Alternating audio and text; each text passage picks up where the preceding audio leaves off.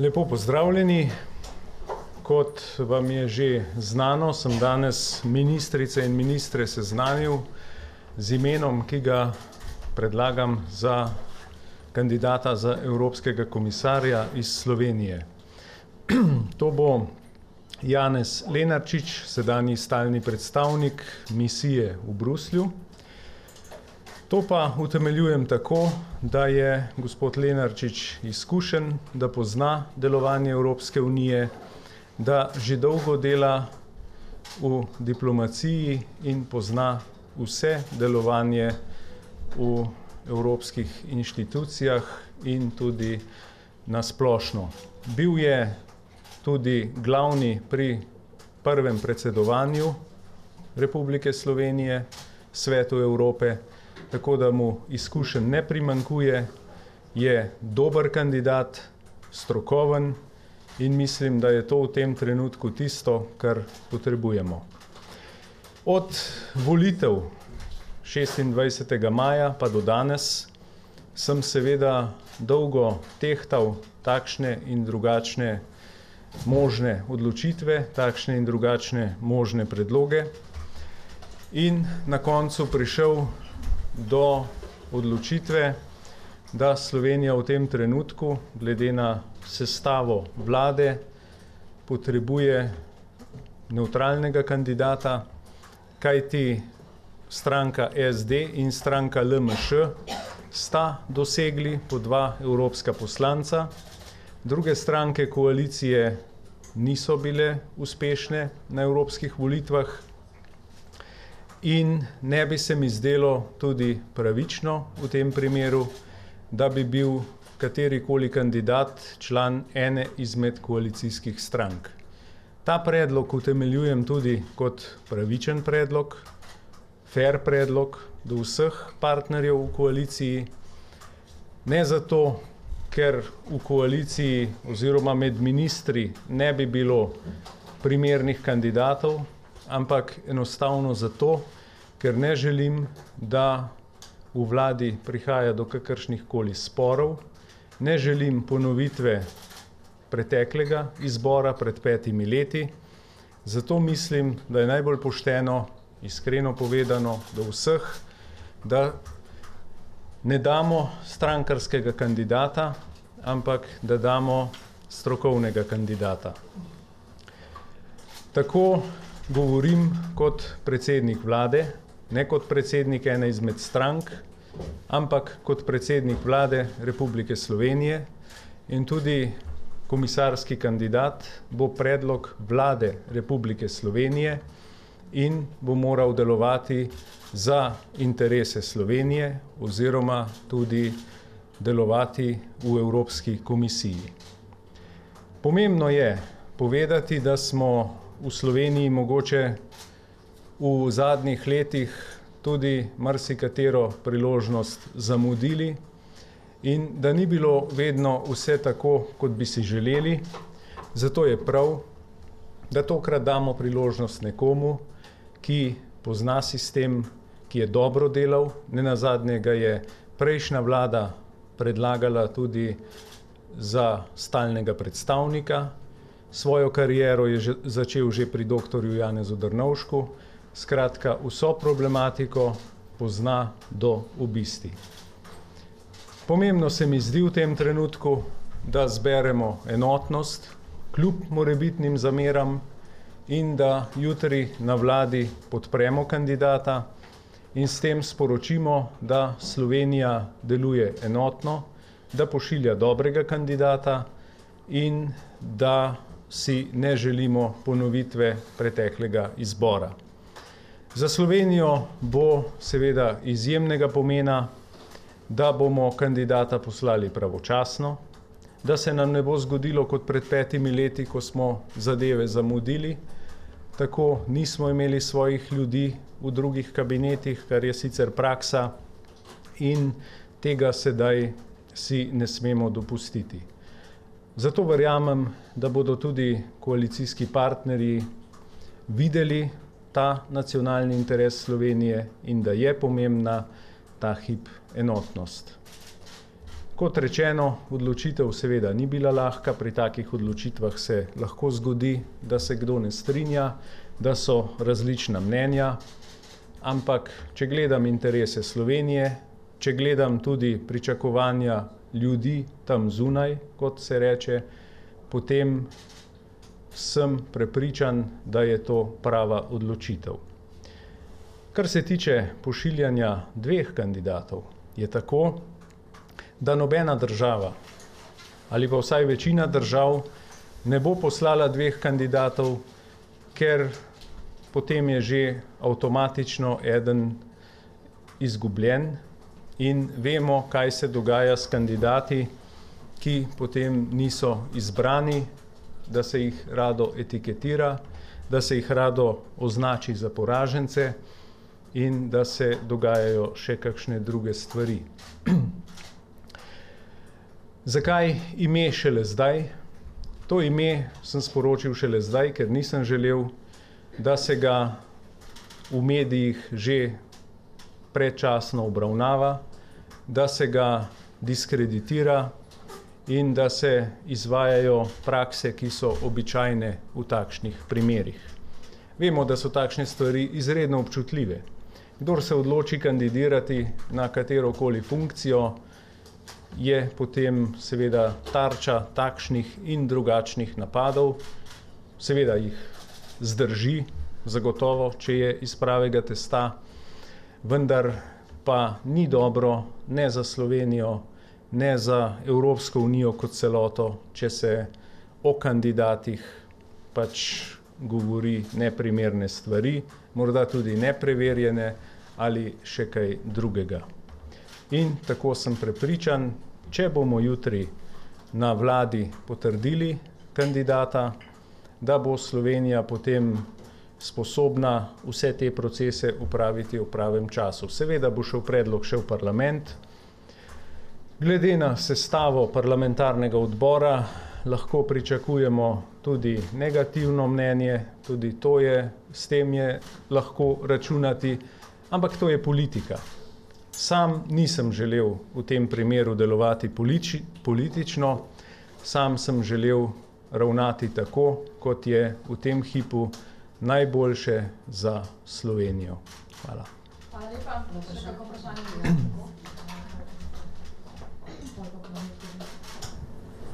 Ja, Suzana Perman-Poptele. Če vas pravilno razumem, potem, če bi vas nova predsednica Evropske komisije pozvala, naj vendarle predlagate dva kandidata, žensko in moškega, drugi morebitni kandidat oziroma kandidatka ne pride v poštev in pa še danes ste svojo izbiro povedali koalicijskim partnerjem. Povejte nam, kakšen je bil njihov odziv zlasti, bom rekla, strani SD-ja, morda tudi strani Cerarja Erjavca in pa kako kaže z vašo idejo ali pa pozivom o povezovanju liberalnih strank. S tem ste prišli na dan, v bistvu dan po evropskih volitvah in takrat je tudi zaokrožilo, da se utegnete pogovarjati z Mirom Cerarjem o tej komisarski zgodbi. Kako je praktično s tem povezovanjem? Z novo predsednico Evropske komisije sem bil seveda že na zvezi. Sva se že pogovarjala tudi o teh zadevah. Povedal sem ji, kakšno je stališče,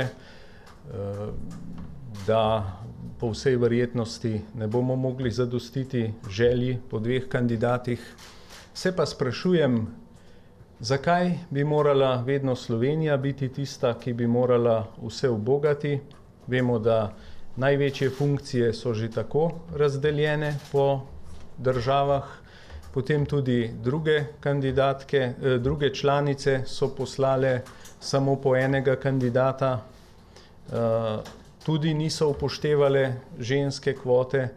Zakaj bi morala pa vedno Slovenija biti tista? To se sprašujem. Drugo pa je, da je Slovenija doslej imela komisarko. Tako da to ni prvič za Slovenijo in komisarko smo imeli že v preteklem mandatu, pa tudi prva kandidatka je bila ženska, tako da mislim, da so zdaj še kakšni drugi na potezi. Pošiljati dva samo zato, da bomo zadostili nekim kvotam, se mi pa ne zdi pošteno do kandidatov, ker potem je avtomatsko tisti, ki ni izbran, pri nas v Sloveniji rad označen za poraženca in vemo, kako to gre. Kar se tiče povezovanja strank, je tako, da sem želel najprej zaključiti komisarsko zgodbo, ker se mi zdi, da teh dveh zgodb nekako ni bilo možno povezovati po raznih pogovorih s posameznimi akterji. Zato se mi zdi prav, da zdaj zaključimo komisarsko zgodbo. Upam, da uspešno, če smo državotvorni, potem se bomo pa naprej pogovarjali tudi o povezovanju. Še glede podpore, danes ste slišali odzive koalicije? No, izrazito negativnih odzivov nisem slišal. Lahko, da ste vi kakšne slišali kje, ampak jaz osebno na samem srečanju mi ni nihče nič rekel. Hvala. Kanala.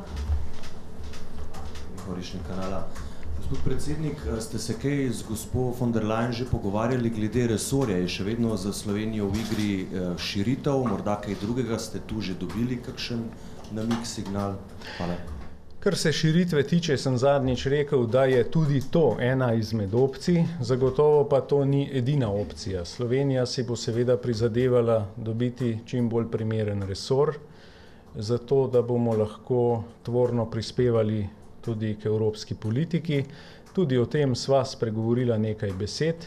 Res pa je, da takrat še ni bila potrjena za predsednico Evropske komisije, tako da pričakujem zdaj, ko je potrjena, pričakujem seveda, da bomo nadaljevali pogovore v to smer. Slovenija.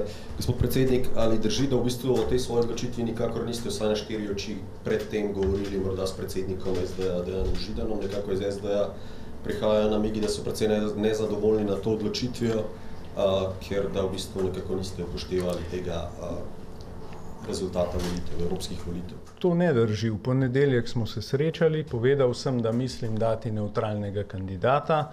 Seveda po javnem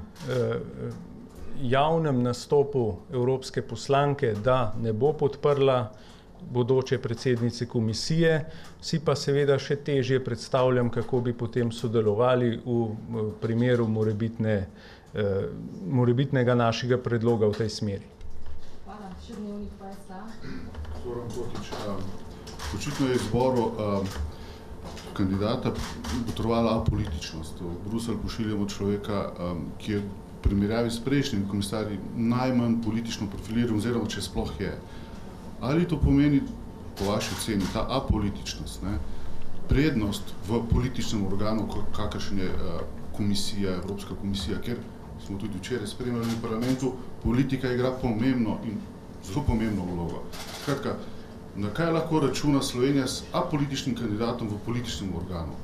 Drugo vprašanje, gospod kandidat je, glede na to, da upravlja vlogo veleposlanika, vodi stalno predstavništvo v Bruslju, po funkciji je sodeloval v raznih pogovorih, takšnih in drugačnih v Bruslju. In domnevam lahko, da je sodeloval tudi v pogovorih s kandidatko, z ostalimi članicami, državami in s komisarko glede delitve resorjev in tako naprej. Ali je ta izbor z tega vidika higieničen? Glede na to, da je sam sodeloval, domnevam, v tem procesu. In tretje vprašanje, kakšna so vaša pričakovanja od gospe komisarke, prve komisarke, glede na njene izjave včeraj v parlamentu, kaj Slovenija od nje pričakuje, vi od nje pričakujete glede spoštovanja prava, glede Hrvaške in tako naprej? Ja, kar se tiče apolitičnosti, seveda težko rečemo, da je to bodisi slabost, bodisi prednost. Vse je odvisno od tega, kako človek deluje, ali ima afiniteto do zadev in verjamem, da gospod Lenarčič to ima. On dobro ve, kaj je politika, nenazadnje se ves čas giblje na evropskih svetih oziroma na ministerialih in kjerkoli je to pač potrebno. Tako da tukaj to ne igra velike vloge. Če je človek sposoben, se tudi politike zelo hitro nauči. Kar se tiče vprašanja o tem, da je on sodeloval v pogovorih za resorje in tako naprej, to ne drži, kajti dokler ni bila predsednica komisije potrjena, se dejansko nismo mogli kaj dosti pogovarjati o delitvi resorjev, ker bom ponovil tisto znano o kurjenju ražnja, dokler še zajec teče po gozdu. Kar se pa tiče tega, da je oziroma pričakovan od bodoče predsednice, seveda od bodoče predsednice pričakujemo nekoliko drugačno ravnanje, kot je bilo ravnanje predhodnika. To, da je napovedala menjave v kabinetu, je zelo dobro. To smo videli, kaj se je tam dogajalo, in da je človek iz kabineta imel pomemben vpliv na predsednika Evropske komisije in zaradi tega smo imeli tudi težave in jih še imamo, ker je tudi odkrito lobiral za predsednika vlade ene izmed sosednjih držav. Tako da od nove predsednice komisije pričakujem, da bo spoštovala vladavino prava, da bo ne se postavljala na eno ali drugo stran, ampak enostavno na stran prava. To je nujno, se mi zdi. Potem pa pričakujem tudi od nove predsednice Evropske komisije, da bo bolj aktivna pri tudi širitvenem procesu na Zahodnem Balkanu in pa seveda, da bomo vse države članice slišane enakopravno, da ne bi zapadli v neko samo tehtanje velikih, majhni naj bi pa čakali v kraju in čakali, kaj bo. Hvala. Še jaz, pa potem še delo. Bi razgledala vprašanje glede gospoda Lenarčiča, mogoče že veste, če bo na novi funkciji, kdo ga utegne naslediti na sedanji, in pa glede koalicijskih razmerij. Rekli ste, da pričakujete enotnost, pa vendarle, če bodo kakšne, ali pričakujete kakšne napetosti na jesen ali še prej v koaliciji zaradi takšne odločitve? No, koalicija je sinonim za napetost, tako da ne vem, kako bi lahko bilo drugače. Vedno so bile vse koalicije take in tudi tukaj ni nič drugače, ampak napetosti se seveda vedno morajo razreševati in verjamem, da če bo do tega prišlo, bomo tudi razreševali in rešili. Kar se tiče novega imena, seveda ga v tem hipu še nimam, pa tudi če bi ga imel, ne bi zdaj o tem govoril, ker postopek se mora speljati po vrstnem redu, da ne bi spet prehitevali s kakšnimi imeni in potem imeli težave. Hvala. Še zadnje vprašanje. Barbara Žendelo, jaz bi se vrnila na to zahtevo bodoče predsednice, ki je večkrat povedala, da se bo zastopala za uravnoteženost spolov v Evropski komisiji. Trenutno države članice, ki so že imenovale kandidate, ne kaže, da bo to razmerje lahko dosegla. Ali pričakujete, da bo morebiti zahtevala novo ime? In ali menite, da bi mogla biti ta spolna uravnoteženost v Evropski komisiji prisotna? Predlog, ki sem ga dal, je utemeljen na strokovnosti in tudi profesionalnosti in seveda na referencah. Ta predlog ni utemeljen na podlagi spola ali česa drugega, ampak izključno na strokovnosti in referencah. In seveda težko pristajam potem na to, da če pa manjka enega spola, pa potem moramo nujno samo zato, da je to. In sam bi rajši videl, da bi se nehali pogovarjati o kvotah in bi se pogovarjali o strokovnosti in sploh ne bi smelo to igrati vloge. Lahko bi bilo pa večina žensk, zakaj ne? In zakaj, če so druge države poslale enega in moškega, zakaj bi bila pa Slovenija tista, ki bi pa morala ravnati drugače, zlasti ob dejstvu, da smo imeli doslej žensko predstavnico. Zdaj so na vrsti drugi. Če že pridemo do tega, lahko potem kdo drug predlaga žensko. Hvala. A bo še zamenjali, če bo zahtevala? Če bo taka situacija, vam zdajle ne vem povedati, kako bo, ampak kot sem rekel, vztrajal bom na kandidatu, ki je strokoven. Ne zaradi spola, ne zaradi drugih zadev, ampak kandidat je strokoven in za njim stojim. Hvala. Še zadnje vprašanje, pa na kratko, prosim. Gašper Lube, Al Jazeera. Gospod premier, v primeru neenotnosti na jutrišnji seji vlade je možno tudi preglasovanje, se pravi, boste vztrajali do konca tudi za ceno preglasovanja? Upam, da do preglasovanja ne bo prišlo. Če bo pa do glasovanja prišlo, bodo pač šteli glasovi. To je demokracija. V demokraciji vedno štejejo glasovi. Hvala lepa. Hvala, nasvidenje.